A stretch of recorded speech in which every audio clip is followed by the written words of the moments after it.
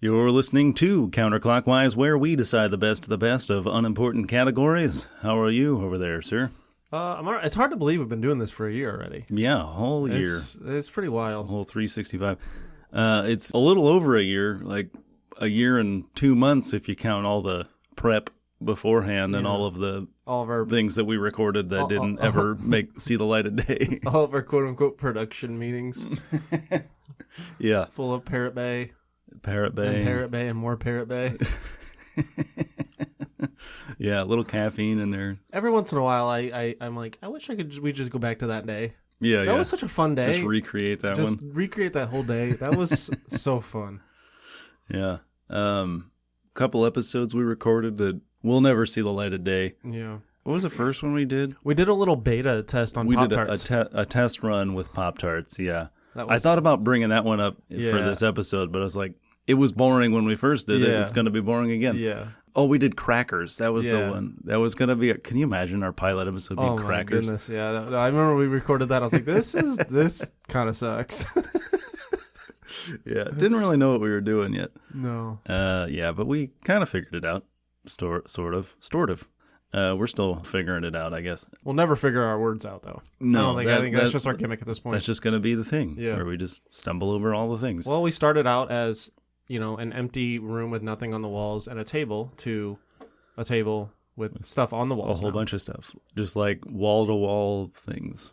Yep. Yeah, pretty much. That we seem to add to every time we record. We need more shelves is what we need. I know. We have like 2. Yeah. We're using window ledges and bookshelves, and we're just stacking things on other things. And yeah. We need to get some stuff over on that wall. I know. Spread it out a little bit. I'm hoping to eventually get the TV over there. Yeah, okay. Somebody had a good idea to me yesterday, actually. So my girlfriend's friends were over to the house, and her boyfriend made a good point that we should hook up a TV up there, and when we're debating, we could hook our HDMI up so we're not spinning our laptops to each other to show each other shit. Oh, yeah. I'm like, that's pretty good idea. That's a good idea. That's a good idea. We'd be like, look at the TV. Yeah. Look at the monitor. Let's check the monitor. Yeah. Show me potato salad. Yeah. When we're trying to prove a point, when we're trying to make our arguments, I can pull up a PowerPoint that I've made and throw that up there. That's so on brand. Right. Well, anyway, the Bohemian Rhapsody across the table from me is my lifelong brother and year-long co-host, Brandon Wise. I'm Tyler Wise, and up next, I don't want to kill you. What would I do without you? No, you complete me. The Counterclockwise anniversary special coming up in about 23 seconds.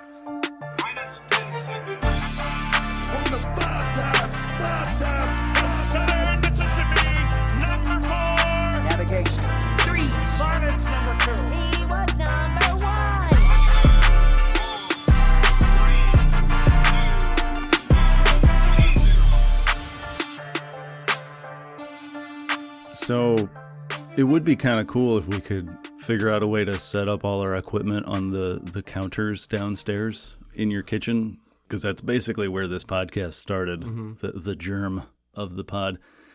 Us being kind of drunk a little bit, still coming down from the night we had, and just hanging out in your kitchen. I sit on one counter, you sit on the other counter, diagonally from each other across the kitchen, and we just talk about whatever, and then a lot of them turned into very uncomfortably heated by the way debates. Yeah, those counters were always uncomfortable. Yeah, I don't know but we why just sat there. It was just anyways, where we were, and nobody wanted to be the guy. And also, I think part of it was we wanted to keep the conversation going, and if we go somewhere comfortable at that point in the night after having been drunk already, we're just going to pass out immediately. So we had talked about we've talked about it a couple of times, and we've mentioned it on the show several times, alluded to it. We've had mini snippets of an argument here and there, but never really flushed it all the way out. But cereals, cold cereals to be specific. So the idea of the podcast, the normal podcast, is we decide the best of the best. It doesn't really matter what the rest of the world thinks. We're speaking for humanity, right? In these episodes. Not today. Today, we're going to just say, what our favorites are. Our personal list, but then argue why the other one's wrong. Yeah, because opinions can be wrong sometimes. Yeah, especially like yours. Yeah.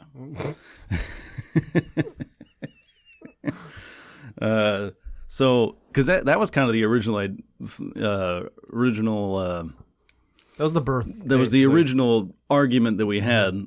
That was top fives. Cause we've had two separate, like, pretty serious arguments about cereal. Because it turned into speaking for the world. Like, these are the best cereals there are, or the best of whatever category. But the original was just, these are my top five. Those are your top five. You're an idiot for thinking that these are your top five. Essentially, that's what it boiled down to.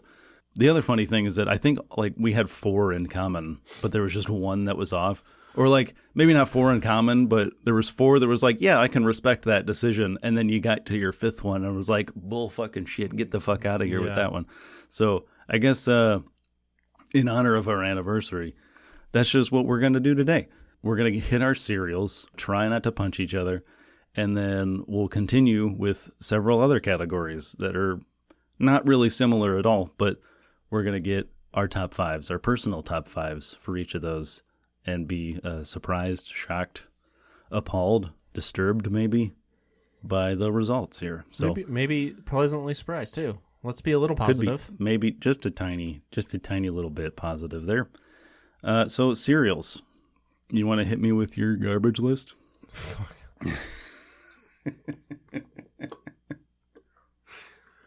Fine. For cereals in no particular order. Well, for cereals, Reese's Puffs is going to be my number one. It's just my goat for just obvious reasons. But even though you pronounce it wrong. Reese's Puffs. That's what it says on the box. It says Reese's. Reese's Puffs. Reese's. Reese's Puffs. Not Reese's. Reese's There's no I in it. Reese's Puffs. It's just Reese's. Reese's Puffs. They're the puffs of Reese. Like Reese Davis. Yeah. Yes. Like Reese Davis. Reese Davis invented Reese's Puffs, and then he named them after himself. Reese's Davis. Yeah.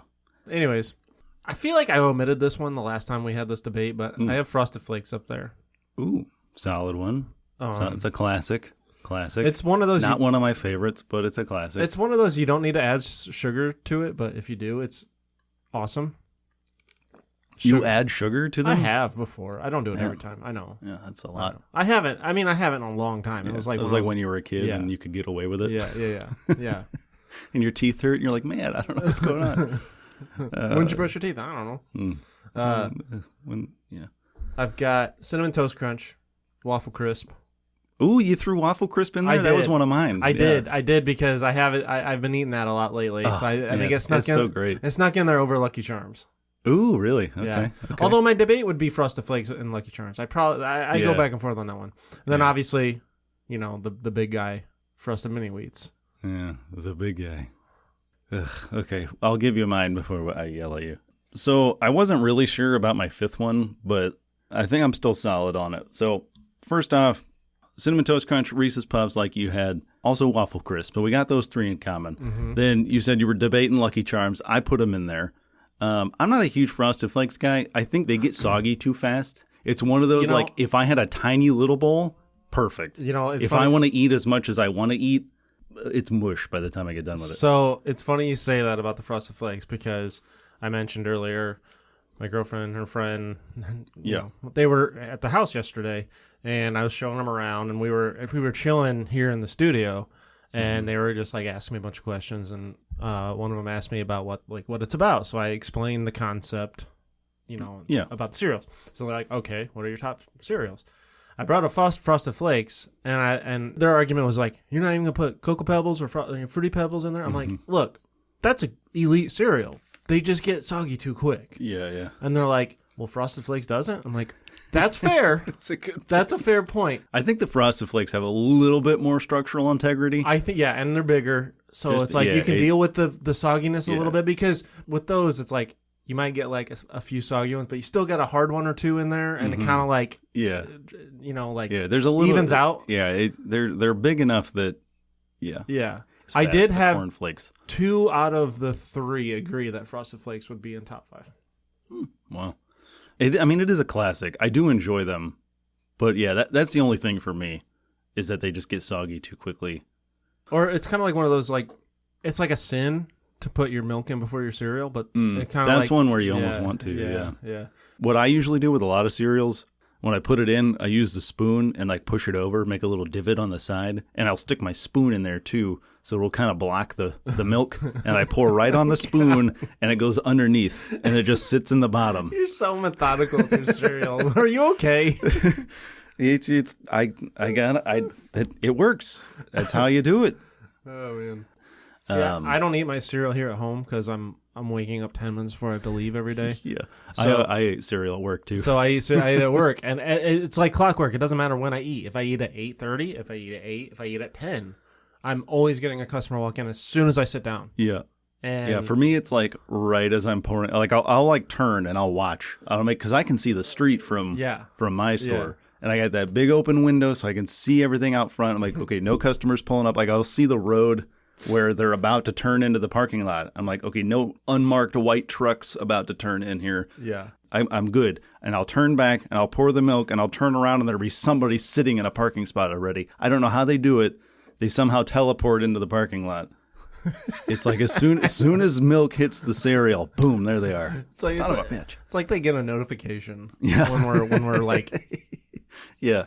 You know, I could not have a customer for 3 hours, and as soon as I eat breakfast, lunch, or whatever, or if I snack, anytime, yeah, it's like, woo woo woo woo woo, go to the store. Yeah, it's like they have some kind of sensor hooked up to the fridge. Yeah. Every time you open the fridge to do whatever, get the milk out or get your sandwich out or something that you're about to eat, and it sends out an alarm like fucking fire department. Yeah. They're running down fire poles just to come get a hose just to fuck with us. This man has a lunch that needs interrupting. It is 2 p.m. He hasn't eaten lunch yet. We better go delay that a little further. He's gonna ruin his appetite for dinner.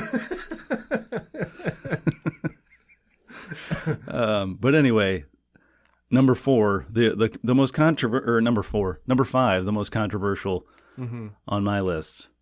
Honey Nut Cheerios. I hate that guy so much. I hate him. Buzz? He's my dude. No. I've said it a million times on this pod. He's an arrogant little dork. I need an example of when he's been condescending. It's not, he's never, I don't know. I don't. You just don't like a mascot telling you to be healthy? Is that what it is? Look, yeah, I know they're healthy, but like, can I be healthy at dinner? Why are you eating frosted mini wheats? Because they're good. You just eat them because they're good. Yeah. You don't eat them because it makes you feel a little better about yourself. Because usually that's like my healthy pick, my quote-unquote healthy cereal, if I want to like feel better about myself. Because if I don't give a shit, I'm eating like Lucky Charms with marshmallows because I don't care. Or Waffle Crisp that's like 40% sugar. But if I want to eat something that's like makes me feel a little better, that I'm like, okay, trying to be like sort of healthy, I'll eat some whole grains, or not even whole grains, but like a little more fiber or something. Then I go with the Frosted Mini Wheats or the Honey Nut Cheerios. I mean, that's what I'm saying though. That's how I see it. That's not how you live your life. No, that's not why you're going to the Frosted Mini Wheats. No, I'm telling you, there's something special about Frosted Mini Wheats, man. Yeah, some you eat and the frosting has come off. Yeah, and you're eating a bundle of straw. Yeah, maybe you do. Okay, I'll give you that. But you know what doesn't ever not have sugar on it, not have a little flavor, a little sweetness on there? Those Honey Nut Cheerios. But every one of them things is dusted. But then there's that one. It's just caked in it. There's that one special piece in there that makes it all worth it. It's like the final destination of the journey. It makes the journey so worth it once you're done. Because you see it in there and you're like, I'm not touching you yet. You're special. We'll push you to the back of the bowl here. And then you just, you work your way to it, and it's like you pile on 2 or 3 at a time, minimum. Like if you're only eating 1 at a time, you're eating Frosted Mini Wheats the wrong way. Mm-hmm. Okay, yeah, I understand your argument about eating bale of hay or whatever the fuck. Yeah, a bundle of straws. If you're eating 1 at a time, sure, but you got to mix and match. What about when it's your own little like edible Dominoes? What about when you get What about when you get to about halfway through the bowl and a lot of them, like, they've washed the ones that are not as dusted very well? It's almost washed off at that point with the milk that you poured on there. Well, that's on you for it's not. dissolved. That's on you for not strategizing right. Strategizing. Yeah. You've said this before about strategizing. I shouldn't have to work that hard to eat a bowl of cereal. It's not that hard. It's really not that hard. You're telling me zero strategy is what I want. I want to be able to go scoop blindly while watching TV, shovel in my face, and it's a good bite. I don't want to have to look down. This is coming from the guy who uses a spoon to create a dam for his milk so it doesn't get on certain parts of his fucking cereal. That takes 3 seconds. I go, it takes 3 seconds for what I'm doing. And you pour directly onto the spoon. No, it takes 3 seconds per scoop. No, it doesn't. You do it every time. No, it doesn't. You said you got to strategize. Because every scoop? Because you eat, you chew. All right, while you're chewing, you're looking around. You're looking around your bowl and like, that one, that one, that one, that one. And then you go get the ones while you're already chewing. You know what is significantly less work? Me making full eye contact with the TV in front of my face. I can do that. Because I've just woken up. You can watch TV and go this one, this one, this one, this one? Yeah, it's not that hard. How? Do you have 4 eyeballs? Maybe. Are you just doing it by sight? By smell now? How do you feel it out? I wake up and I have my glasses on, so you could technically, I got 4 eyes. Oh, jeez. You daredevil now. You can just go by sound. You can hear them clicking together. All that wicker furniture in your bowl. You can hear them clacking together. That one's got more frosting. This one doesn't. Better scoop those two together. He is my favorite. You know what doesn't require that stuff? To get a little bit of grain, a little bit of sweet. Every single bite, Honey Nut Cheerios. It's boring. Just get a scoop it's boring. It's about the adventure. Breakfast should not be an adventure. It can be if you have the imagination for it. I'm sorry, Ty. I don't want an adventure. Who wants to wake up groggily in the morning? This is also coming from a guy who doesn't wake up in the morning. I don't want to wake up and have a bowl of cereal 20 minutes after I, barely pulled myself out of bed and have to go on an adventure just to eat sustenance in the morning that tastes good. I'm perfectly glad to roll out of bed, eyes still closed, pouring a bowl of cereal and just kind of like glaze over, shovel food into my face. Do you do this with other meals? Are you eating a lasagna, like making sure every stack is still like perfectly layered as you eat? No. Do you need a construction degree or an architecture degree? No, I only do it with Frosted Mini Wheats. That's but it's not that complicated. You're making it sound like I'm getting my master's degree or something. Like I'm not. It's not that hard. My point is that it shouldn't take anything. It shouldn't be difficult, even in the slightest. You get a spoon big enough. Anything's possible. You go out and grab a spade out of the garage, then you're fine. If you can scoop every Frosted Mini Wheat bundle on one scoop, then you never have to worry because one of them's gonna be frosted enough. You mean to tell me if you were eating Cheerios and you got like a bundle of like 5 together? That are all stuck together and caked in honey and sugar, that wouldn't be the most amazing fucking part of your meal? I mean, it would, but that's the appeal of Frosted Mini Wheats to me. Because you get the bundle that of two. You might maybe get 2 stuck together at some point. Again, it's about the journey. Okay, once you get to the end there, man, you're like, man, that was worth it. Was so worth it. This is how people get addicted to the gambling. It's the journey. Well, good thing I'm not there. Yeah. I'm still locked out of my DraftKings account. Oh, man. Yeah, what's the over-under on 3 mini wheats glued together?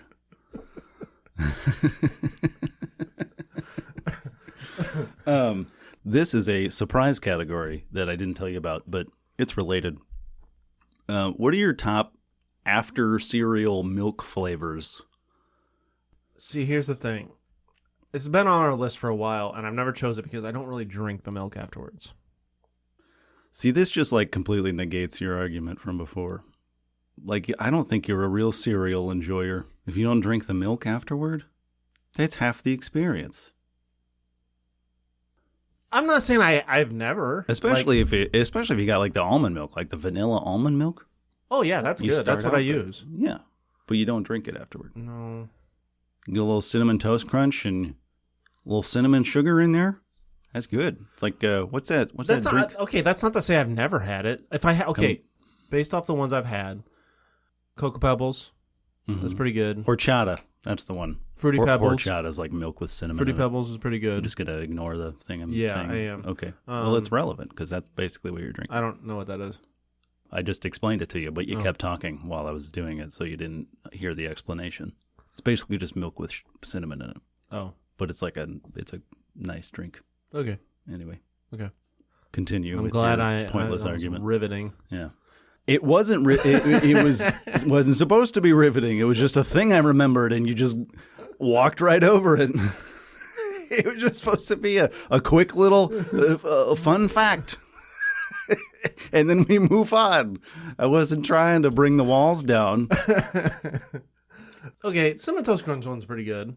Yeah. When's the last time you had Cocoa Puffs? Oh, forever. Yeah. You don't like them? It's not that I don't like them. It's just, I don't know. What about the Reese's Puff milk? That's good. That's not bad. Yeah. I haven't had Reese's Puffs in a while. I said it again. No, I said it right. I said no. No, you said Reese's Puffs. Reese's. Reese's Puffs. Yes. It's a dude named Reese, and they're his puffs. Reese's Puffs. Just like the cups. It's Reese's Cups. And it's also the pieces that belong to Reese. Reese's Pieces. Because Reese's rhymes with pieces.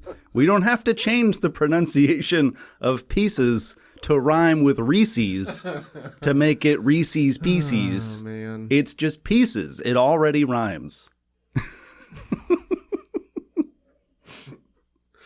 Yeah. Lucky Charms, kind of a surprising one. Pretty good milk flavor. Yeah. It's basically just sugary, but it tastes pretty good. It is anyway. good because they make good Lucky Charm shots. Oh, yeah? Yeah, you would just... there's a couple different ways you could make them. You could put the marshmallows in a shot glass and pour vodka over it and kind of let them dissolve a little bit. You get that like sugary vodka kind of... I don't know why that sounds gross to me. It does sound kind of gross, but they looked good on... I imagine it'd probably be good. They looked good. But just the idea of dissolving marshmallows in vodka sounds gross. But there was another one where it was like... Especially you probably get all the colors mixing together at first. Another one was like rum chata and half and half, and then you top it with the marshmallows.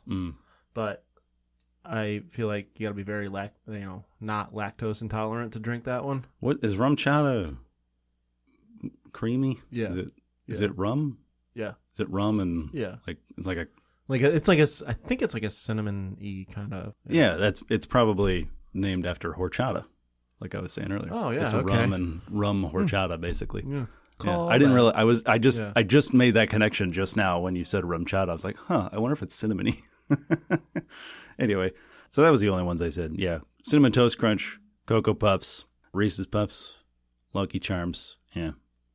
Any other ones that come to mind? The Waffle Crisp milk is pretty good. Yeah. Again, mapley milk is kind of odd. But I don't know. I just don't like to drink the milk afterwards. I know it's like blasphemy, but yeah, you've never been a milk drinker though, right? Do you do milk with Oreos? You don't really do that either. I don't really do that. You just do dry. Yeah. You really like dry things, I've noticed. Yeah. Why do you think I like you so much? That's fair.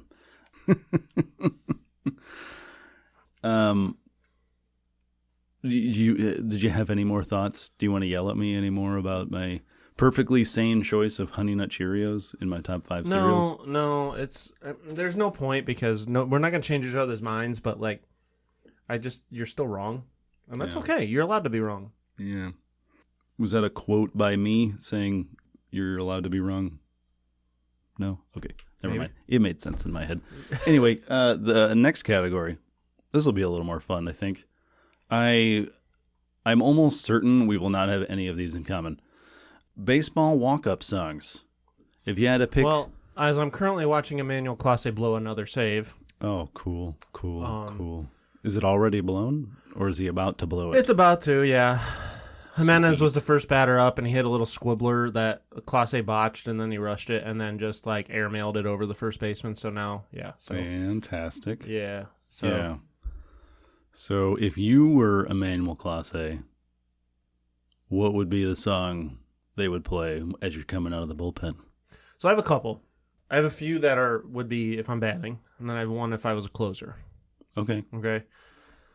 Do you remember the song "Remember the Name" by Fort Minor? No.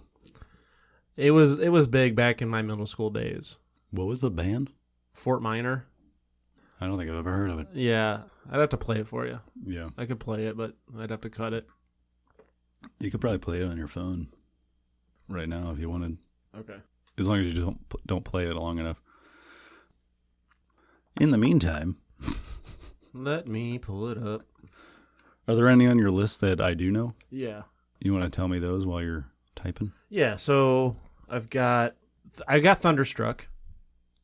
Classic, by AC/DC. I love that. It's a good fire-up song. Not a DC fan, but I love that song.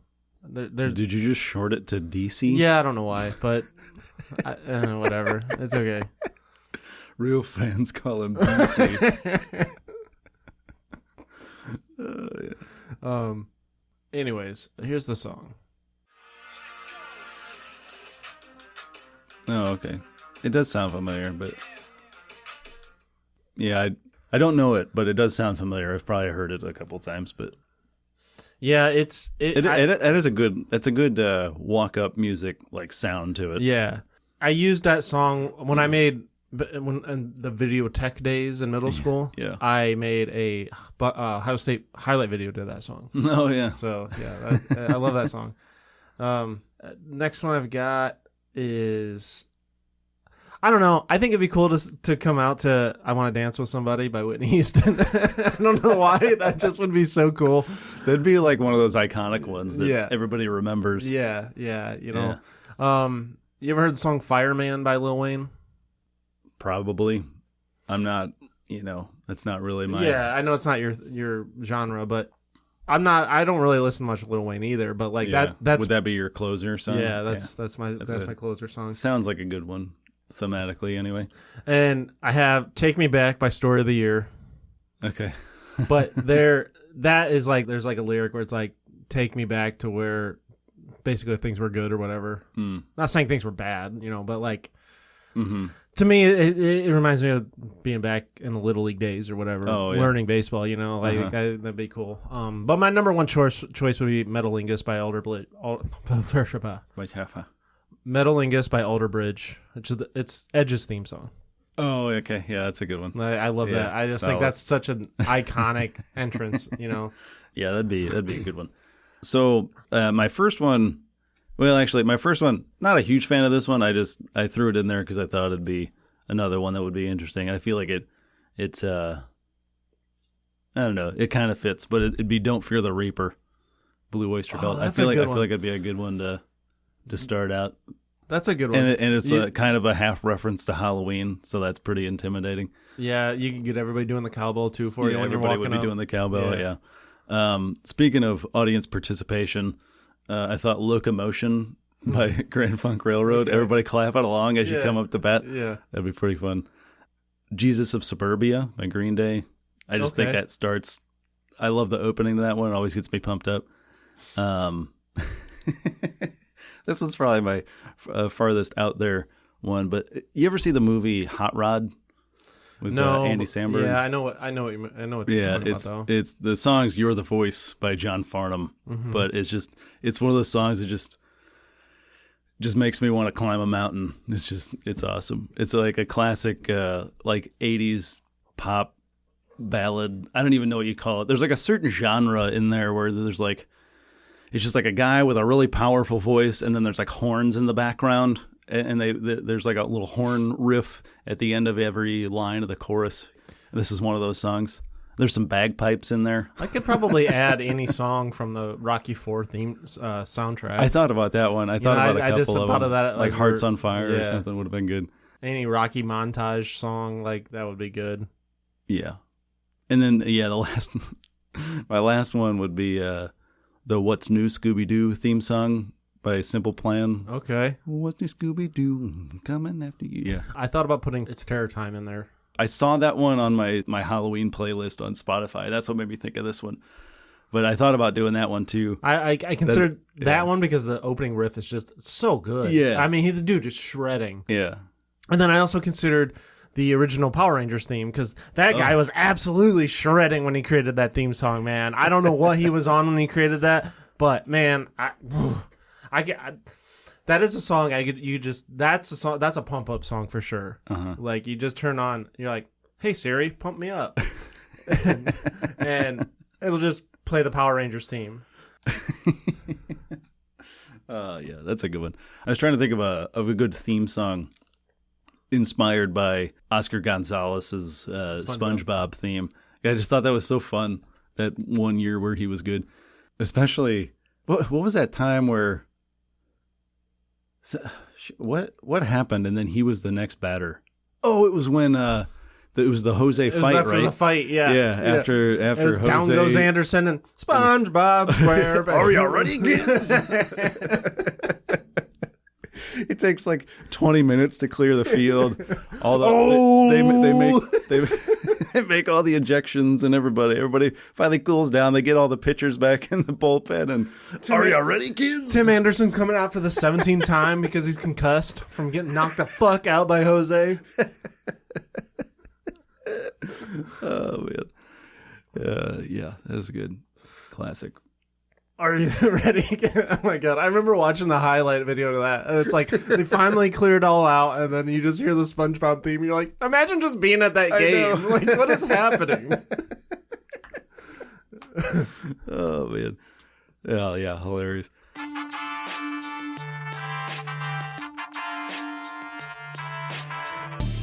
Speaking of childhood favorites, let's go on to board games. What do we got for board games? This one was hard because I have a lot, and I'm going to try to narrow it down so I'm not taking forever, but... I have a couple honorable mentions, but they're more like old ones that I played when I was a kid. Same. I guess in no particular order, I've got Categories. Yeah, that's my first one, too. / Categories. Yeah, the spin-off. Yeah. Or the second edition or whatever you call it. My girlfriend and I have been playing that a lot. Like, because I don't have the game, but you can pull it up online. Oh, yeah. You can it'll just generate for you. Yeah. And so we play that a lot, and it's a lot of fun. We get into it because there's some discrepancies. Oh, you get a little creative with the answers? She gets a little creative with the answers. Yeah, that's my favorite thing. I do too. No, to be fair, I do too. But yeah, and you always get mad at me when I do that. Yeah. But I always have a solid argument for it. And my problem before was that I used to always be a stickler about things, and I've lightened up to where you have a little bit. Yeah, like I was like, I don't care. Just do whatever you want, as long as it's not like something crazy ridiculous in the ballpark. Yeah, it's like I'll let it slide. Yeah. Because I want people to let my stuff slide. Yeah. That's my thing. Because I try to get creative with it too. I have Sorry. Yeah. Mainly because it just gives you an excuse to be a dick. Yeah. Sorry. Knock the thing over, man. Yeah. We used to play that all the time, and we would get so mad at each other when we did that. That was a terrible game to play when you're siblings that kind of hate each other. Obviously, can't leave out Pictionary. Yep, solid. You know, it's our go-to Thanksgiving game. We are elite of the elite. In what game. What do we have? Like 2 losses lifetime? Lifetime, yeah. Yeah. It's the two of us as a team. Yeah, even Jordan had a couple losses here and there. So, yeah. Nothing's funnier than watching the frustration when we just dominate. And it's like, oh, I know. It's like we just read each other's minds like that. You just draw a circle or something. Some of those are crazy. Yeah. Like some of those I'm even surprised by. You get an image in your head when you're about to do it. And I get halfway through it and you'll come up with it. I'm like, I don't even know how you got that. Like I wouldn't have gotten it and I'm drawing the thing. Yeah, it's weird. Like we're on some sort of weird wavelength. Yep. So I get. You remember playing Trouble as a kid? Yeah, that's on my list. Yeah. Okay. That was such a random game, but like it was so fun. Weird. Yeah. The little pop. How they called it something? It was like pop it action or something like that. I don't know. It was like a new technology that you press this little bubble down and it rolls the dice for you. Let's see what I have here. You remember playing Don't Break the Ice? Oh yeah, that's a good one. Yeah. They still make that. Yeah. You ever played Stratomatic baseball? Do you know what that is? No. I actually have it downstairs. I think I've seen it down there. So basically what it is that's it has like old baseball players. And so basically what it is, every player has these like discs, these like paper discs or whatever, and it has all their attributes, but it looks like a pie graph or a pie chart, and they're different based off the hitter. You know, one has more power or one has more whatever. And you put that in a little spinner and you spin it. And whatever it lands on, that like dictates if he got a hit or a ground out or whatever. Yeah, I got you. And it goes against, I'm pretty sure there are pitcher ones. I can't remember exactly because I haven't played it in a while, but I think there's a pitcher one. Oh, man, now I got to go check, but I'm not going to. But I think there's pitchers. I think there's ones for pitchers too, and it kind of counteracts each other. It's a little complicated when you're learning it, but once you start to play it, like I'm sure. Yeah. Me and Schaefer would play it. I was going to say all that sounds the like time. a you and Schaefer he was thing. the one who introduced me to it, and you can actually we did it because we would play it so much that we got bored with the players. So you could actually go online and download more. You know, so we would update it with the current players at the time, and. Like mix and match your teams, you know. You just pick any player you just pick your squad, and that sounds really cool. Shocking, Schaefer was legendary at it, like he is at every other fucking thing we play. And that's funny. But yeah, no, because it's funny because it seems like it's something that relies on chance if you're using a spinner. It really is, but like I think he just knows how to pick his team right. Oh yeah. So it's like he knows how to play the percentages a little bit better than me, you know, and. But yeah, no, and then last one. This is going to surprise you. Not the game, but what I'm about to say about the game. I have Scrabble. I actually just played it for the first time last night. You've never played it? I've never played Scrabble. But it ended up on your favorites list? Because it's an iconic game. I think it's more of an honorable mention for me. Okay. Honestly. Because I played it last night we went out to Renaissance. You can play the games at the bar. Mm-hmm. And we played it. And it was a lot of fun trying to come up with new words and getting triple words or whatever. Yeah. And, you know I only played it once, but, like, I would play the shit out of that game. Did you ever do Words with Friends? No. No? Nope. Yeah, I might have played Scrabble online here or there, like, if I downloaded an app, you know, because I was bored, but, like, never actually the physical board game. I've never played. Yeah. I mean, that's what Words with Friends was. Right. I know what it was, but I don't think I ever played it. I remember when that was like the thing for a minute there. That one does surprise me. I can do Scrabble, but it's not it's not one of my favorites. Trinity and I played together on a team, and we did pretty well. You did a team? Yeah, because we had 5 people. Oh, okay. So instead of doing 5 individuals, we did 2, 2, 1. I got you. Anyway, yeah, so I also had Categories, Pictionary, and Trouble on mine. The only one that you didn't have was Clue. I love playing Clue. Yeah, that's fine. It's a fun game, but yeah. It makes me think a lot. Yeah, that's funny. Remember when we had the Simpsons Clue game? Yeah, it's still at Mom's. Well, duh. Yeah, everything's still at Mom's. Yeah, she doesn't really get rid of a whole lot. Which, like, I wouldn't want her to get rid of that one. I think no. We give her shit for it, but it's like, it's cool to go down there and be like, why does she still have this? Like, but it's cool that she does. Like, she has, like, half a set of, like, Connects. Yeah. It's like, you can't do anything with these. Why do you still have these? Because they were yours. Yeah. Well, we can give them to our kids when we inevitably have those, I guess, at some point. Here, kid, you want a 30-year-old board game?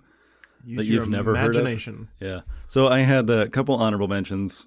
Do you remember the game Cadoo? I think it was from Cranium. Cranium was like a whole bunch of them, but they were like more thinky based games, but they were more for kids. But the Cadoo was specifically for like little kids, I think. Yep. But it had like a bunch of different things. The thing I remember specifically, it had like a little ball of clay in there.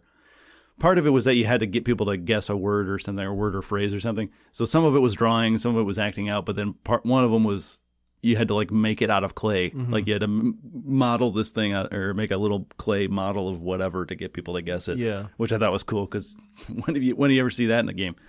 So I used to play that all the time when I was little. Do you remember the game Last Word? Yeah.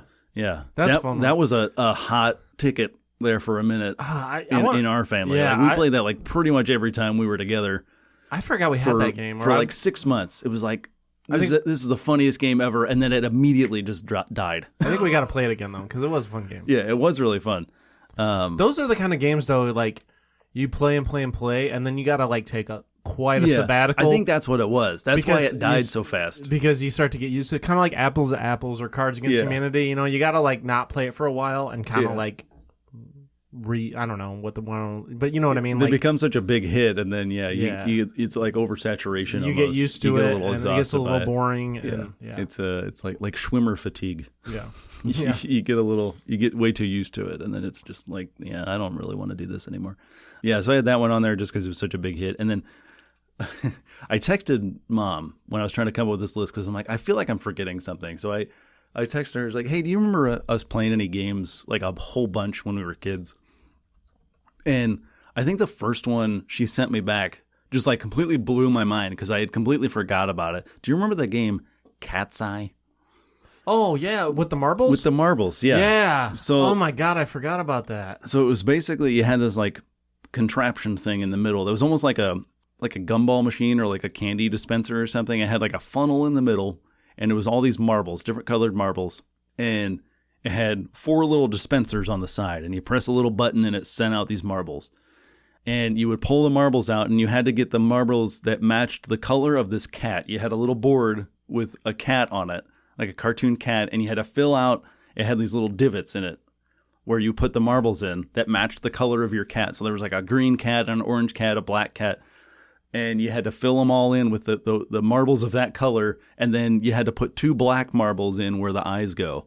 And that was the object. It was for like little kids, but I played that thing all the time. I would take it all over the place. I would take it to Grandma's house. Anytime I was going somewhere where I needed to have some entertainment, I was taking Cat's Eye with me. Yeah. And I had completely forgot about it because I probably haven't played it since I was like 8. And yeah, she sent me that. It was the first one she sent me. I'm like, oh my God. It just, blasted me straight back to like 2004. What?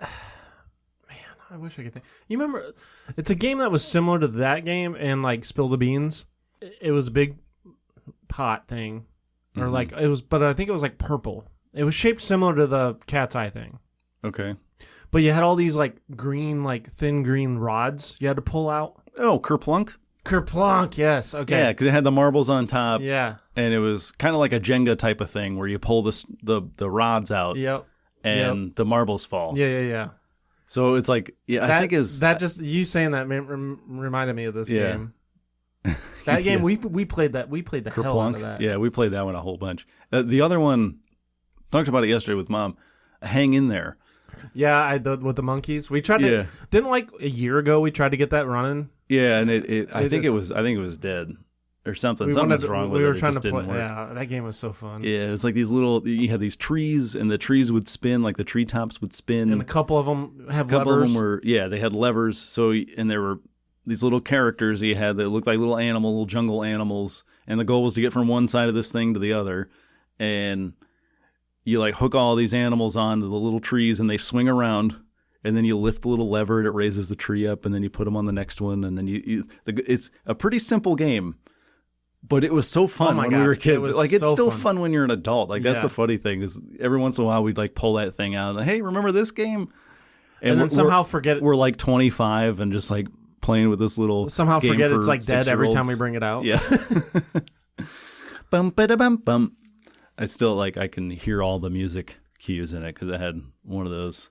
Had a soundtrack to it. It was always fun. Anyway, next category. A real riveting category here. You said you got some interesting ones for this one, though, but smells. Yeah. Top 5 smells. Yeah. What do you got? Well, actually, yours are more interesting. Let me run through mine quick, because mine are relatively boring. First one, like any kind of like pine, balsam kind of That's a good anything one. like that, Yeah. Christmassy. Yeah. Classic. Like pine cone. Yeah. Yeah. When I would, You're hitting it more than I am today. I know. I'm beating you today. When I actually would put my Christmas tree up, I would get those scented pine cones and stick them in there to make it smell like a real tree. It's pretty good. Next one, lilac. I love lilac. Oh, that's a good one. Yep. It always reminds me. I don't know if this is why or if it's just because it's a good smell, but it always reminds me of childhood because our childhood home. I guess it was technically. I think it was our third house with Mom, but the second one that I remember living at. But in our backyard, we had like a line of lilac bushes. Mm-hmm. So if we'd go out in the springtime, go outside, it just smelled like lilac all the time. So I think that is part of it. It just reminds me of childhood, kind of like subconsciously. Another one that kind of reminds me of that for a similar reason, clove, like cloves. I can see that. I like that one because I remember Mom read this trick somewhere or heard about it somewhere that you put like a little dash of ground cloves in the vacuum bag while you're vacuuming, and because the air running through it makes everything smell like clovey. Oh, interesting. So yeah, whenever she would like clean the house, it would always smell like cloves in the house. It always smelled really good to me. The other one, kind of off the wall, the air conditioner smell. I don't know what it is, man. Particularly, I love that we go from cloves and lilac.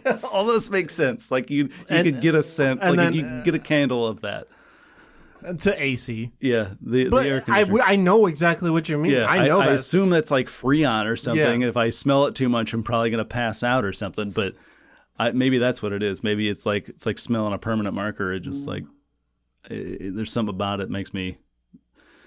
It's probably poisoning my brain, and that's why it makes it smell good. But it's particularly an old air conditioner, because I don't know if they've like changed how they do it or something, or if it's just because it's old so it smells more. But the newer ones don't smell quite as strong. No. But yeah, I remember Mom and Greg's old air conditioner. It always smelled so good, and I don't know what it was. It was weird. I would put that in a candle. Make a little air freshener for the car. AC breeze. Yeah, that's a good one. I like how way off the wall that went. Yeah. But what do you get? All right, I got two that are pretty normal, and then I don't know if the next three should set off any kind of alarm bells or not, but we'll see. We'll see. What is it, like Bloody Axe or something? No, it's not quite that unhinged. Yeah. But so the first one I have is cinnamon. Okay. Love the smell of cinnamon. Classic. Love it. I've got lavender. I know lavender's not very popular. Well, no, like it is, but like there's a lot of people I talk to that don't like it. Yeah. I guess in my like people that I know don't like it. I love it. But probably because it's just so popular. It's everywhere. It's also very strong too. So I get why people wouldn't like it. Pretty strong, yeah. Okay. Now hear me out. Unscented dial soap. Okay. The one that it's like orange brick. Yeah. Well, not. I'm talking about like with the hand pump. It's like the gold. Oh, that is a very distinct, unique smell. And that's I love that smell.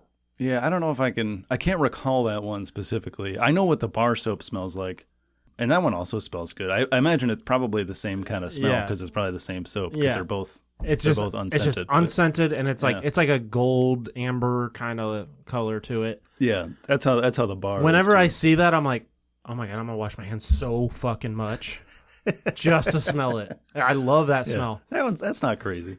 No, it's just funny because it's unscented, but I know we're building up to the. Yeah. Okay.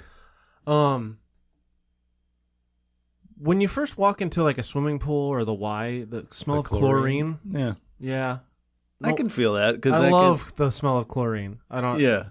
It's like something that shouldn't really smell good, but it's usually like from a distance. Mm-hmm. If you get it too strong, it's like way too much. Especially like if you walk into like the Y. Yeah.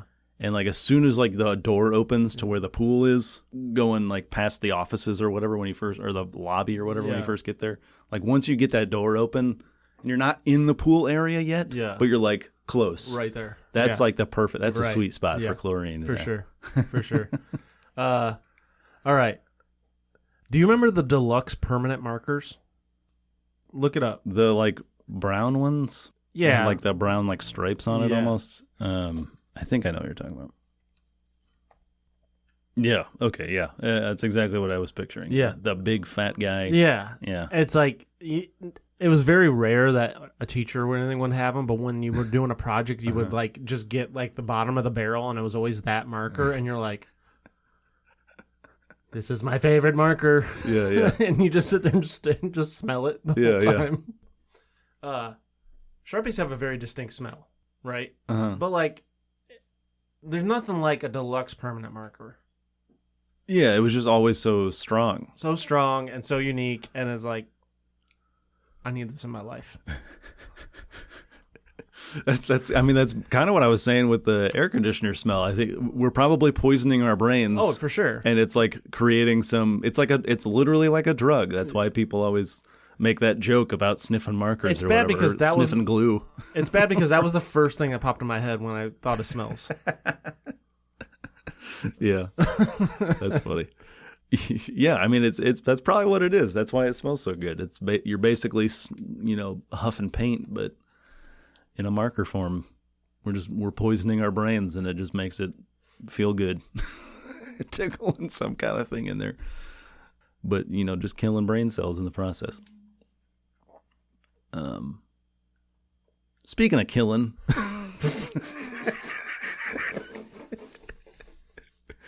what are your favorite? That might have been your best segue. Yeah, what are your favorite villains?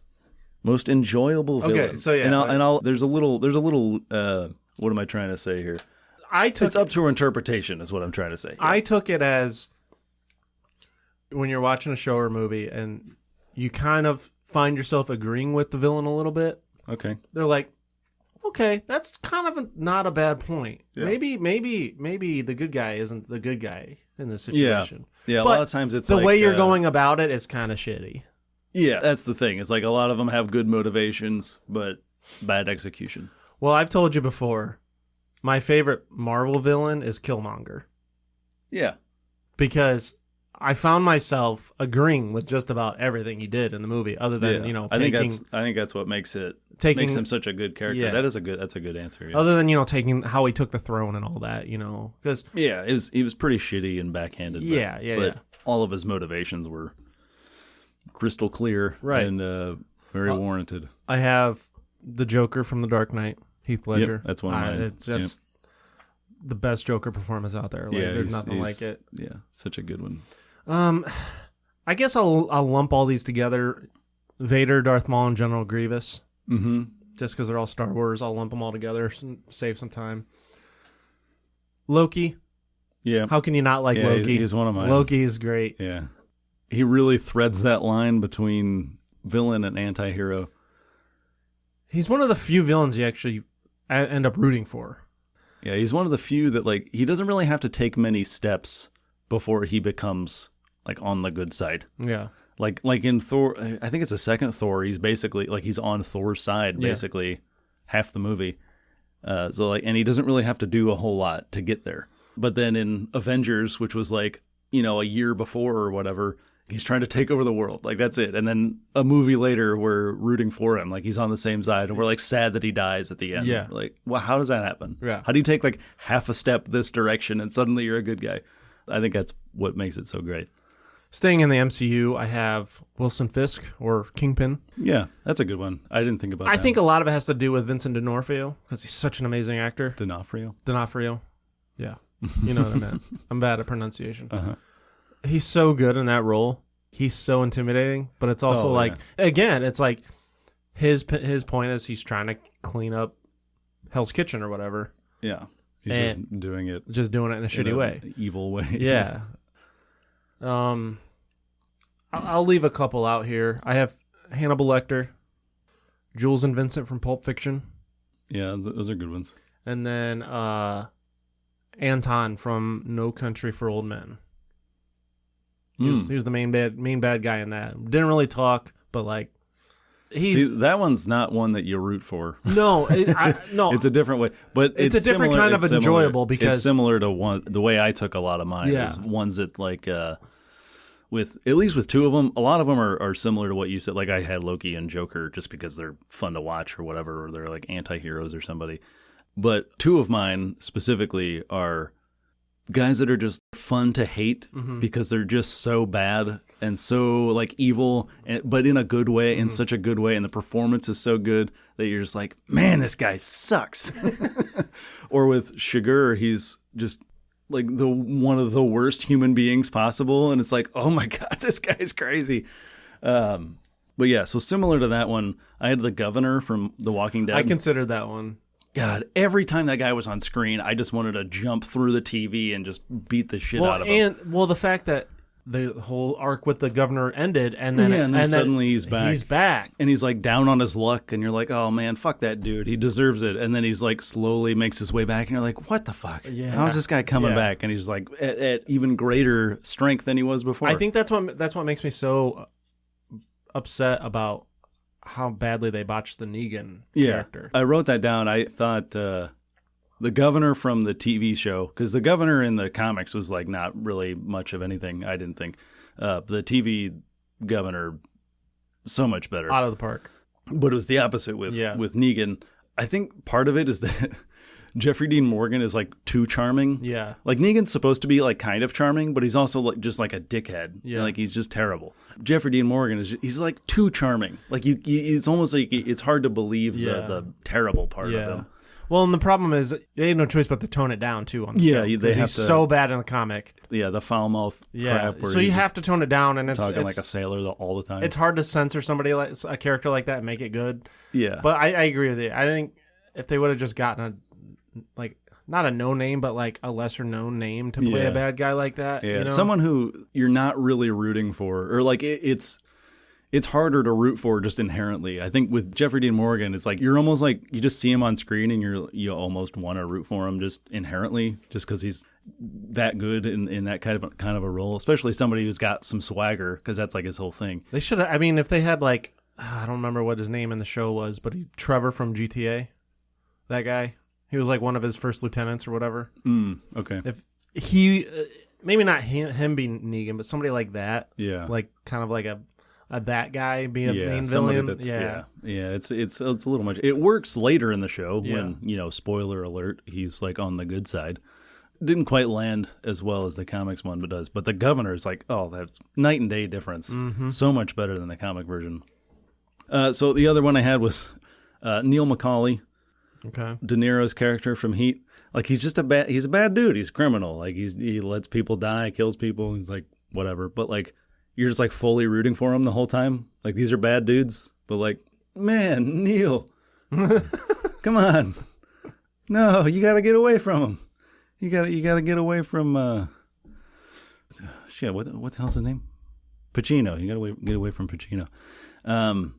Again, but like the one shootout scene where Tom Sizemore's using a kid as a human shield, and your first instinct is like, oh, that's fucking smart. Yeah, smart. Yeah. Like I remember thinking that when I first watched the movie, I was like, oh, fucking smart, man. I'm like, what the fuck? Why is that my first reaction? Yeah. He's using a child as a human shield, and I'm like, smart man. That's part of the appeal. It's like these guys are the main characters. You're like rooting for them the whole time. Except Wayne Grow. Fuck that guy. Yeah, there's a reason he was out of the crew like immediately. Right. Yeah, man, that dude sucks. He's terrible. Wayne Grow. What a name, too. But my last one, I only thought of the other day because this movie happened to be on TV at work, and I thought he was perfect because I've thought this before. I just hadn't thought of it when I was doing this. But Colonel Tavington from The Patriot. Oh, man, I didn't even think of that. Yeah, Jason Isaacs is the actor. He's basically the main bad guy from The Patriot. So good in that, man. He's another one, exactly like the governor. That smug face. Oh, this guy sucks so much. He's got such a punchable face. I've seen that movie so many times, and every time Ledger's character goes up to him to kill him, I'm like, dude, don't do it. And I know what's happening. And it's like, I'm always so invested when I watch that movie. And I've seen it so many fucking times. Yeah. like, dude, stop fucking with these guys. Yeah. And I'm like, get out of the church. He's going to burn it down. Like, don't. Yeah. But yeah, he's such a terrible dude. But that's a good one. But the performance is so good. That's You're a just good like, one. Man. Anyway, speaking of movies. Our next category is movie chills scenes. The scenes that give you goosebumps. And you could probably take this a couple different ways too. Mostly for me, it's like the positive moments or like the big moments where you give chills. But there was one in the Patriot that I almost threw in here, but then I was like, no, it's not quite as good. But when everybody's joining up, like he goes to that church that ends up getting burned down. Yeah, and they all stand up. And everybody stands up to volunteer to go fight with the militia or whatever. It's and such a good. It's a lot of like fathers and sons. Like that dad steps up and the son steps up next to him. He puts his arm around him and they're like standing there firm. We're like, oh god, they just know exactly how to get you. It's such a good movie, and it's too bad that Mel Gibson's such a shithead. Oh, I know. That's the thing with pretty much all the good movies he's in are so good. It's like, man, it really sucks. It really sucks that he's like kind of a terrible person. Damn it, Mel. Yeah. But anyway, so you got some movie chills scenes for me? I have a lot, and I'm going to name them all because I couldn't keep any off this list. Yeah, you probably have a handful that I have that I put as honorable mentions. All of these I thought of on my own. There's maybe one I looked up that I didn't think of. But anyways, all right, lumping all these together. The Indians win the pennant, and all these are from Major League. That's my first one. Indians win the pennant. Oh, my God. Harry Doyle. Bob Uecker, man, throwing 98 that whole movie. Yeah. Like the bunt, steal, everything. Oh, hey, he's out to a big league. I mean, just that whole scene, that whole final game, man. I'm invested like it's an actual game. The slow-mo shot down to first base. The third base coach running alongside Willie Mays Hayes down to home. I just watched it this morning. It's like, this gets me so pumped up. I know. Well, before that scene, what gets you ready for that final scene is Wild Thing striking out Haywood. Yeah. And the slow-mo again with strike 3. It's like, you even get the grunt. You're like, ugh. And it's like he hits 101 or whatever. And oh my God. And Haywood's like freaking out. Yeah. You get the slow-mo spit. Obviously, this one's not as good as the Haywood one, but because they recreate it. But in Major League 2, where he strikes out Parkman, that's a pretty good one too. But I just lumped all three of those together because it's the same movie, basically. But all right, do you remember seeing Pokemon the first movie? Yeah. Okay. Remember when Ash gets turned to stone? And Pikachu's like trying to revive him? Yeah. So fucking sad, but chills because it's that's his best friend, and he's trying to like bring him back to life. I'm like, what if I turn to stone? Would my dogs try to like pee on me or something to get me back to life? Like, would they make the effort? That's their power. Pikachu. It's so sad, but like hair standing straight up every time. Yeah.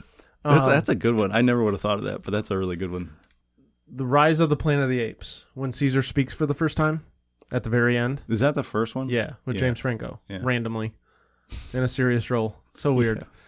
But that was when he was trying to make the turn, I think, and then it didn't quite happen. At the very end where he's trying to talk Caesar into coming home with him, and he said no, and it like freaked him out. Like, oh my God, you did not expect that. Like, you expect him to talk later in the later movies. You didn't expect him to talk in that movie. Yeah, not quite. Yeah. I'm sure this one's probably on here. In Endgame, Avengers Endgame, when the portal's open. Yep. And on your left. Oh my God, man. Yep. When he said that, I was like, I'm ready to enter the portal. Yeah, like, let's go. Where's mine? Like, come fuck on, you, Thanos. I'll run around and not help, but I want to be there now. Yeah. And then in that same scene, obviously, Captain America catches Mjolnir, Thor's hammer. Mjolnir. I've never seen a theater cheer. Never. That's the only time. I know. Never. That's the only time I've ever seen a theater cheer. Mm-hmm. Oh my God, it was amazing. Yeah, that whole movie, but especially the second half when everybody's swinging in. I remember when the portals start opening up and everybody walks through, and then you see Spider-Man swinging in the background, and he swings in at the last minute. Somebody in the back, I don't even know who it was. I feel like it was probably a full-grown adult man, just said, Spidey! Yeah. or like, yeah. And then when Iron Man's like, no, I am Iron Man. I am Iron Man. Yeah, right before the snap. Yeah. Oh God, man, that's. And then I'm getting goosebumps talking about it. Yeah, I know, me too. And then the Avengers, and then he catches the hammer. Assemble.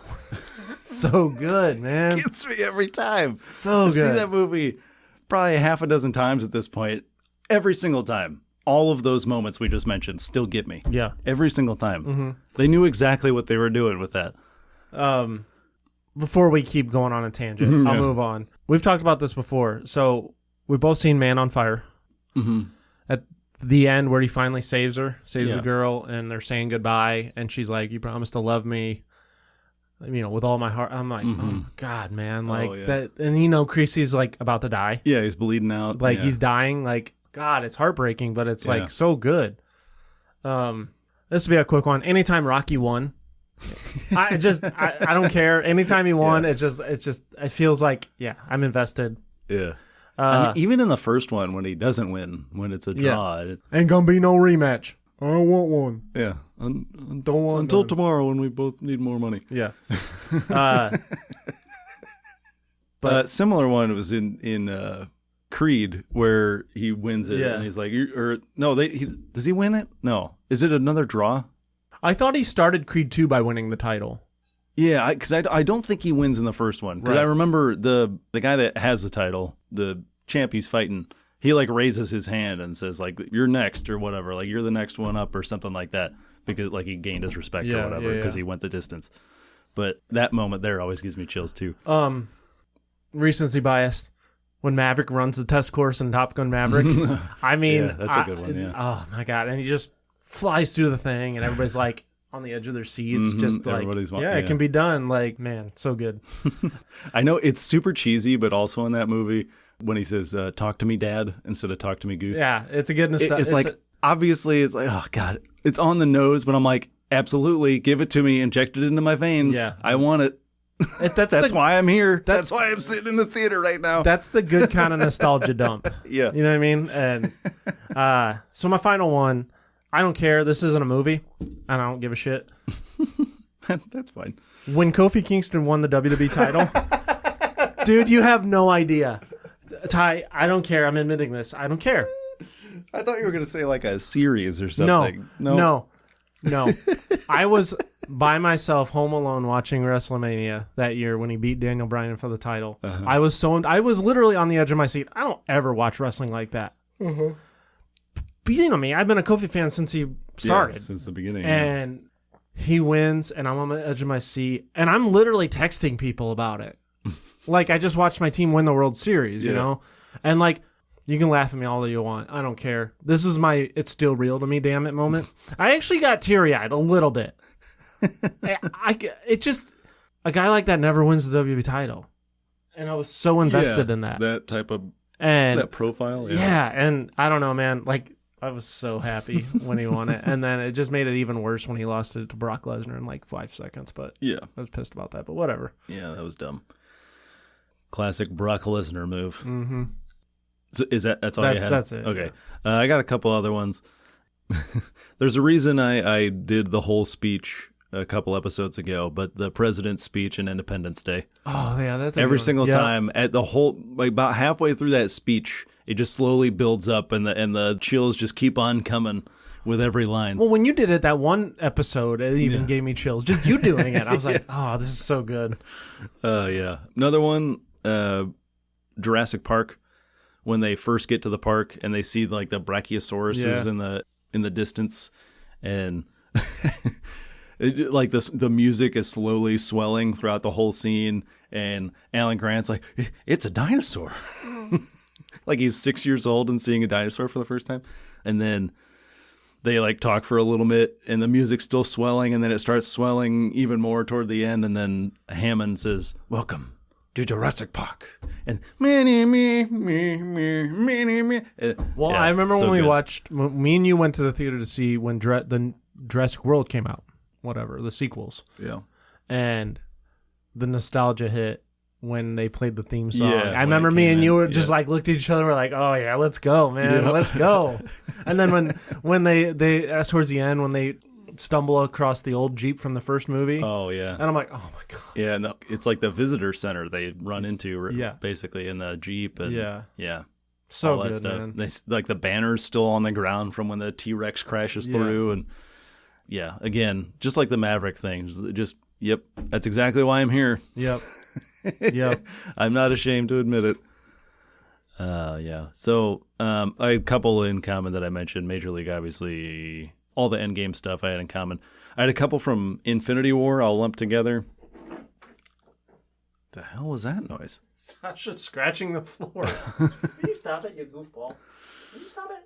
Don't bite me. I also had a couple from Infinity War that I'll lump together. First one is the "Get this man a shield." T'Challa says that, or says that about Captain America. I don't know why that always fires me up. Like right before the final battle, he's like telling everybody to do whatever. He's like barking all the orders, and then he says, "And get this man a shield." Kills me every time. Yep. Oh man, let's go. And then the other one later in that final battle when Pauly Shore walks in to the end of Infinity War, when Thor shows up, because he's been like on another planet or whatever trying to find Stormbreaker, trying to get the axe, and he shows up and he's got the lightning all around him and he's just like blasting everybody with this thing. Oh God, it kills me every time. Like, let's go. Fires me up every time. You should have gone for the head. Yeah, it's tough. That was another one. That was the first time I heard like everybody reacting the same way in a theater like that. Like usually like with a horror movie, whatever, like everybody kind of gasps at the same time and stuff. But like everybody's reaction of the shock of the axe going in and you're like, yeah, he did it. Came in clutch. Thor got him. Yeah. And then he still snaps and everybody's like, ah, what? Like, cause you think it's over at that point. And then suddenly, he's still his hand's still around. Oh no. Just like a freaking knife to the chest on that one. But anyway, I think the only other one I had was similar to the Major League one, but the win streak scene in Moneyball. That whole sequence where he doesn't want to be there and he's driving and then his daughter convinces him to go back to the stadium and watch, and then he gets there and they almost blow it. The Scott Hatteberg home run. Yeah, and then that's the one really. Yeah. That's the moment where it goes silent. The crack, and he looks up because his head's down, and they hear the crack of the bat, and he just like looks up because like, oh my God. Yeah, you just hear the crack, and then it's just silence as the ball's flying through the air, and then the music the sound slowly builds back up and comes back to normal. Oh man, perfect. And a complete left turn on this next one. In honor of the 100 gorillas versus a man fight debate. Yeah. We had to throw in a little Ultimate Showdown action here. What are the toughest animals you think you could beat in a fight? This was harder than I thought. It was hard for me too. I didn't have any in mind when I thought of the category. It just kind of came out of me, and I'm like, I bet we could come up with some. And I was trying to think, I'm like, all these are horrible. It was either like something like a frog. Or like something that there's absolutely no way I could beat this thing in a fight. I thought of 4, and then I added 2 more because I asked the people that were in my house today. I just was curious, right? Okay, so I have, I guess, a raccoon. Did you put a raccoon? That was my first one. What the hell? What are the odds of that? That is crazy. Yeah, it's literally the first thing I came up with. That's hilarious. Even though I wouldn't want to, but if I had to, probably maybe a dog. I feel like I could take a dog. That's literally number 2. That's the second one on my list. What the hell? Now, if you have these next 2, man, I don't know. I think, probably not. But yeah, mine are a little out. They get a little crazy from here on out. But I said specifically a medium-sized dog, like a border collie or something. Like border collie. Like if you get like Saint Bernard coming at me, like no way, that thing's taking me down. Like I could take my dogs in a fight. I think you could take Sasha in a fight. I feel like if Akita really wanted to go at you, she's winning. She's such a bulky, muscly. Like, she looks like a bodybuilder if a bodybuilder were a dog. That's true. That's true. And she's got, what's that She's got like the Staffordshire. They're like a fighting dog. She's got a little bit of that. Yeah, they're like they're in the Pitt family ish kind of. I don't know. I've seen her get a little aggressive with Sasha when Sasha's pissing her off. But yeah. If she really wanted to take you down, I feel like she probably. I guess certain dogs I'd have to. If you were actually just fighting her, like if you went in there and said like, "Let's go," maybe you'd be able to take her down because she'd be like, "Dad, what's going on? What are we playing?" She wouldn't know that she was supposed to fight you. If you had like put like a microchip in her to say like, okay, you got to fight, and I flip the switch, I 100% she would be like, all right, bitch, and she'd stand up on two legs. I know she would. Roll the sleeves. Yeah, she would. Let's go. Yeah, and I'd be like, I'm fucked. This is for all the times you waited half an hour to feed me.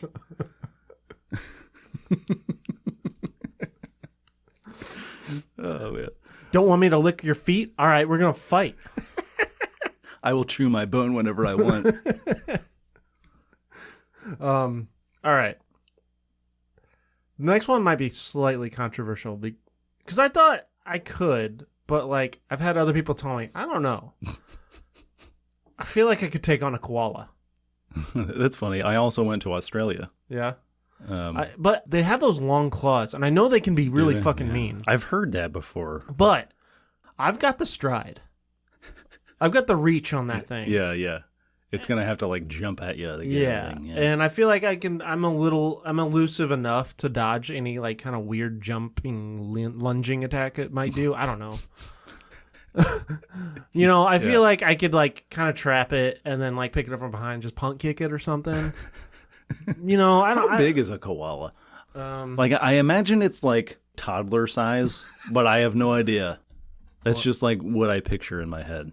Average size of a koala is 15 to 29 pounds. 15 to 29. 2 to 3 feet. Yeah, it's like Simon. It's like my dog Simon size.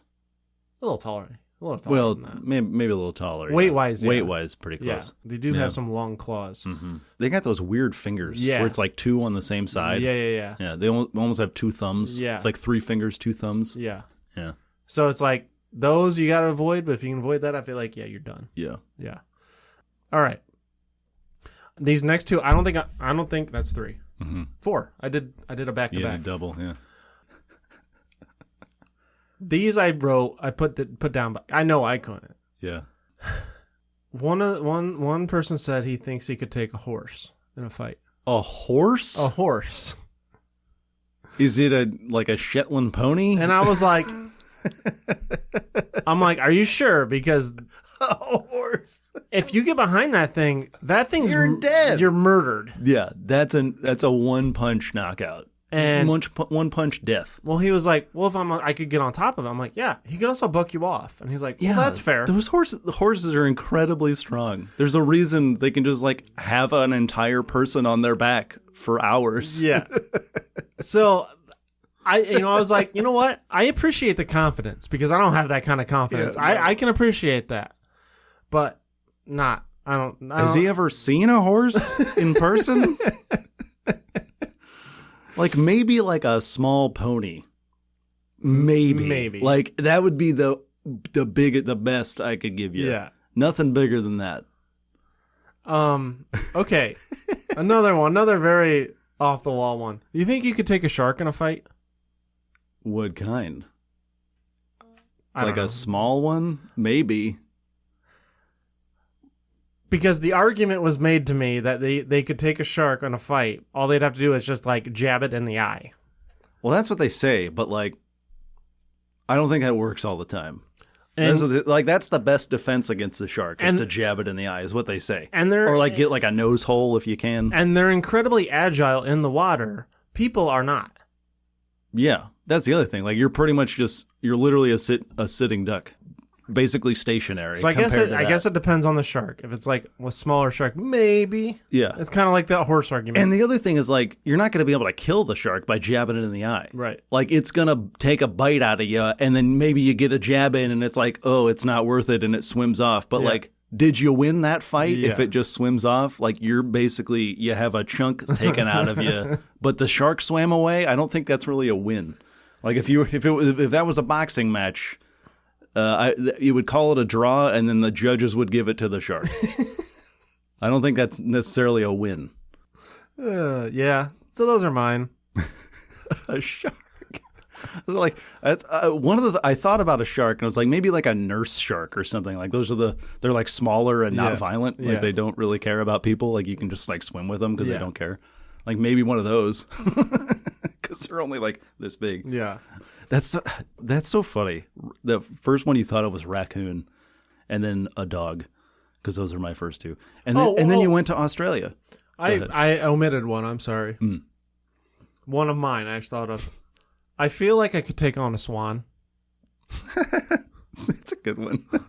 I never would have thought of that. Because they can be kind of mean. I actually read they're pretty aggressive. I read something where there was an instance where a swan killed a dad because I don't know if it was like protecting its young or whatever. Yeah. Or its eggs. But like it went at the dad and they like their boat capsized and basically it kept it like flipped the boat? Well, it was like he was in the boat, like in the process of like trying to evade himself. And he accidentally flipped the boat, and then the swan just kept going after him, and he eventually just drowned. Because, yeah, Jesus, yeah. I just looked it up.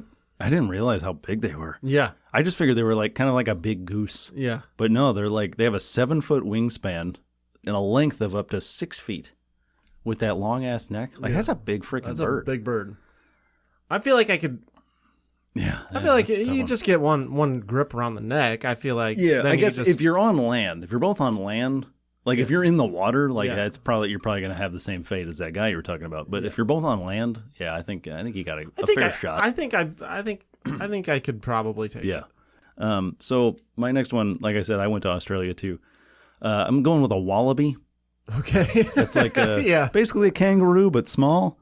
Definitely not going to take on like a full-ass kangaroo because those things are like human size, but like 100 pounds heavier, and they have those big-ass legs and that tail they can just beat the shit out of you with. We've all seen Kangaroo Jack. I mean, at least like 12 of us did. But it's just like a little guy. Like a wallaby's, I think the one I looked up was like about 3 feet tall, maybe a little more, like 3.5 feet tall. Only like 100 pounds. Like I could probably box that thing. Yeah, I could probably take that little dude down. It'd definitely be a tough batch, but sure. I bet I could take it down. This one I had a couple with qualifiers. So I had a 6-month-old jaguar. What? I mean, I'm definitely not beating a grown jaguar, obviously, but I feel like a 6-month-old is probably about the oldest it could be where I still stood a chance. Because I looked it up again. That's like when they first start to learn to hunt. So like they're still pretty young. They're not full grown until they're a couple years old. So 6-month-old, it's like, like definitely like can kind of hold its own a little bit. But like it's still pretty small. Doesn't really know how to hunt. So I feel like I could probably get a couple of moves in. Might be able to take it down. But that's about it. Anything beyond that, I'm definitely losing to the jaguar. You trying to see how big they are? No, I'm looking up something else. Oh, okay. And then my last one I had, I'm going with a boa constrictor after like a Thanksgiving dinner. Oh, come on. Or a Snakesgiving dinner. After because they're in flight mode at that point. Yeah, so they're very vulnerable. Yeah, boa eats like a deer or something. I don't think boas are big enough to eat a deer, but so it has like the biggest meal it's had in months, and it's just got that big fat bulge. We all know what it looks like, right in the middle. It's like that thing's not going to really hurt me. It can't really constrict around me because it's got this big lump in its stomach. So I feel like I could probably sneak in there. Okay, what about like a newborn taipan? It's the deadliest snake in the world. Newborn? Newborn. Is that one of those where like they're not even venomous yet? So it says yes. Newborn taipans are venomous, and their venom is just as potent as that of adult taipans. Oh, cool. But they're a lot smaller. Like how big's a newborn? We talking like a noodle? Like a noodle. Is this a spaghetti noodle? In that case, as long as I have shoes on, probably. I bet I could take it down. Newborns are 16 to 20 inches long.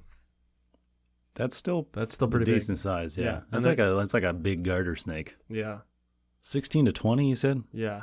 Yeah, that's probably it's almost 2 feet. So all right, so we'll take it down a little bit. What about a newborn king cobra? How big is that?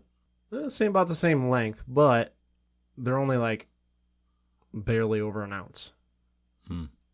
I know they are like a linguine. I know newborns are venomous, but if it would bite you, it would take quite a bit longer to kill you. Yeah. Yeah, I feel like same thing is if I have like some good pants and shoes. What if you're wearing what you're wearing right now? Some like Duluth trading, what do they call those? The fire hose pants. Yeah. Yeah, maybe if I'm wearing those. What about maybe? What about what you're wearing right now?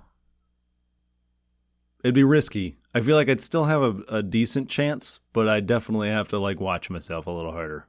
I'd have to make sure my feet are out of the game. And then like get like a good stomp in there. That's all it really takes is one good stomp. But I feel like they're probably pretty quick. So it'd definitely be tough. But I feel like it'd be a pretty fair matchup, I think. So a newborn king cobra fangs, they're about a ½ inch long. Okay. So even if they bite your jeans, I don't know if they're actually really going to pierce your skin enough to really inject enough venom to really do any damage. I don't know how strong their bite is. True. Either. True. Like they'd have to really get in there and latch on to get in. Yeah. Yeah. Maybe if you wore a baggy pair. Yeah. But. Yeah.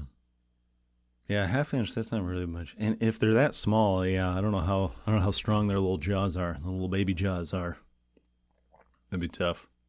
There wasn't a lot I was confident I could take, other than like fucking hamsters and shit. Yeah, see, that's where I was. It's like, do I go like way small? That was the only things I could think of. It's like something that there's absolutely no way I could beat this thing in a fight, or something that's like obviously I could beat this thing in a fight. It was hard to find something that was like in the middle. Yeah. Definitely not a horse though. Like we can all agree. Nobody's taking out a horse. Especially like a bare knuckle brawl. Like you could probably just like deck a horse straight in the face and it's just gonna look at you. Again, I told him I really appreciate the confidence. I like that. I wish I had that kind of confidence, man. I really do. Props to you, but there's no way I could. I could take down an animal that weighs like a ton, like a literal ton. Yeah, no, I'm okay. But yeah, so how do you feel about those? You got a good list? Yeah, I feel pretty good about that. Yeah. Did I change your mind about anything? Probably not. No. I mean, we pretty much agreed on everything about the cereal. Yeah, a lot of them. Like, which is the animals were fun. There weren't any that you said that I was like, no, definitely not.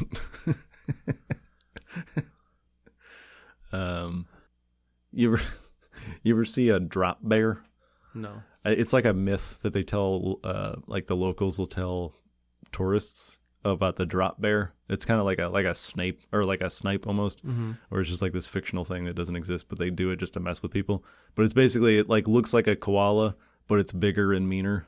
And it has like razor sharp fangs, and they'll drop down from the trees like onto your shoulders and attack you. If you look up a picture, you'd probably find one. It literally just looks like a koala, but like what is it? Like a koala, drop bear? Yeah, like a vampire koala, basically. Definitely not taking that thing on. Well, the first one that comes up is one with a fucking handheld machine gun. So there's that. That's a heck of a myth. Oh, that's funny. Oh, yeah. I mean, they definitely are violent, but I don't know if it's quite that kind of violence. But yeah, so that's I think that's about it. You good? You good with that? It's a good anniversary episode. I'm very good with that. Yep. Yeah. Little slice of our personal taste here for the audience. Celebrating ourselves here on our anniversary episode. Yep.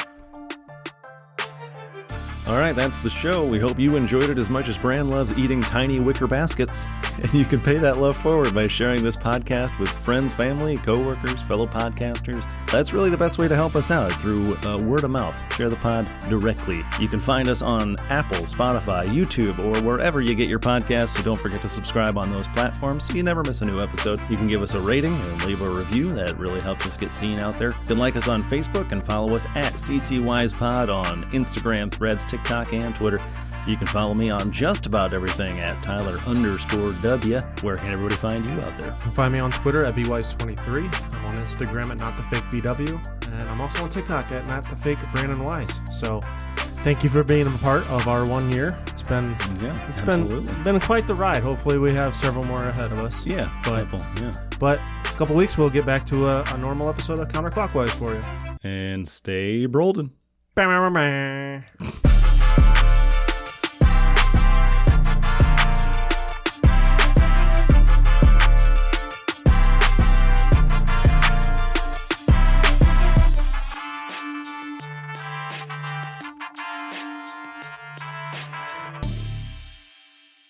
Then I also had, God damn it, I'm getting a call again from the CDC survey or whatever. Is my immunizations that important? I didn't even know this was a thing an hour ago. Suddenly I'm getting multiple calls and a voicemail. Jeez Louise.